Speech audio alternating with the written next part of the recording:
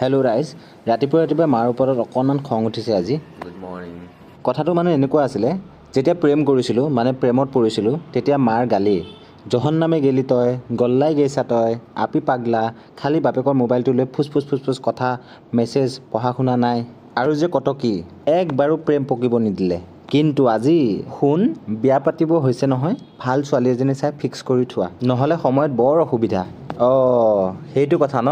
তেতিয়াই যদি তুমি মানা নকৰিলা হয়, আজি 2-3জনী বোৱাৰীৰ লগত ঘৰৰ চোতালতে কুট খেলিব পাৰিলা হয়। গাহৰিৰ পোৱালিৰ নিচিনা কেইবাটাও নাতিপুতিৰে ৰুম ভৰি থাকিলেহেঁতেন। এতিয়া মোক দুখী লাভ নাই, আজিকালি চব বুকড, যদি কপালত আছে নিশ্চয় হ'ব। বাৰু, প্ৰথমতে আজি ৰাতিপুৱাটো আৰম্ভ কৰিছোঁ দৈ চিৰাৰে।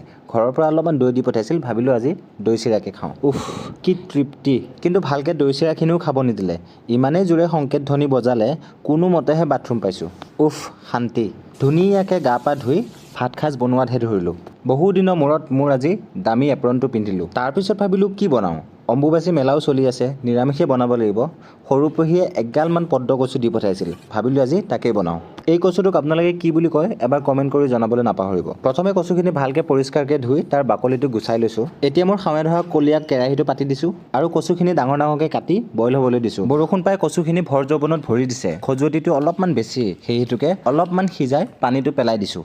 আপোনালোকে ডাইৰেক্টটো বনাব পাৰে। আনহাতে আধাফাল নাৰিকল লৈছোঁ আৰু তাৰ পিছৰ কলা অংশখিনি গুচাই লৈ মিক্সাৰত সৰুকৈ দি পাউডাৰ বনাই লৈছোঁ। বিশ্বাস কৰক ৰাইজ, এই যে কচুখিনি সিজাই আছোঁ গাহৰি দানা সিজোৱা নিচিনা লাগিছে। বাৰু, কচুখিনি 10 মিনিটমান বইল হোৱাৰ পিছতে কাঢ়ি থৈ তাৰ পানীটো পেলাই দিছোঁ আৰু এতিয়া মোৰ চকচকীয়া বগা কেৰাহীজনী পাতি দিছোঁ আৰু তাতে দিছোঁ মিঠাতেল।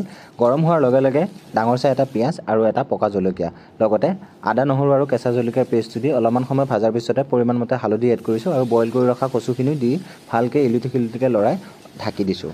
আনহাতে যিহেতু মোৰ অমায়িক পেনখনৰ লেটিপেটি কৰাৰ হেবিট নাই আৰু একো খাবতিও নধৰে, সেই হেতুকে তেল ব্যৱহাৰ নকৰাকৈ নাৰিকলখিনি ভাজি লৈছোঁ। নাৰিকলখিনি কেঁচা গোন্ধ যোৱালৈকে ভাজি লৈছোঁ আৰু এতিয়া কচুখিনিত গোটেইখিনি দি দিছোঁ। মোৰ জোখতকৈ অলপমান বেছি হৈছে, কাৰণ মই থৈ দিলে এনেই পেলনি যোৱাতকৈ মই গোটেইখিনি দি দিছোঁ। আপোনালোকে পাৰিলে অলপমান কমাই দিব আৰু এতিয়া আকৌ অলপমান সময় সিজিবলৈ দিছোঁ। আৰু আনহাতে মোৰ জন্মগত পেৰালাইচিছ হৈ থকা কুকাৰটোত ভাতকেইটা পাতি দিলোঁ আৰু এতিয়া সময় হৈছে অলপমান জালুক দিয়া, জালুক অলপমান বেছিকৈ দিছোঁ আৰু যিহেতু অকণমান জ্বলা কমাৰ নিচিনা লাগিছে সেইটো কাৰণে আকৌ কেঁচা জলকীয়া দুটা দি সিজিবলৈ দিছোঁ। আনহাতে মোৰ জন্মগত পেৰালাইচিছ হৈ থকা কুকাৰটোত চিটিটো মৰুৱাই ল'লোঁ।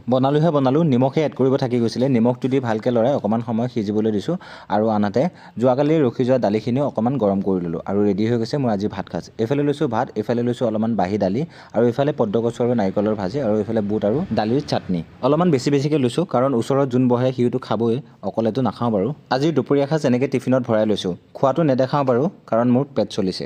কাৰোবাৰ মুখ লাগিলে নেকি?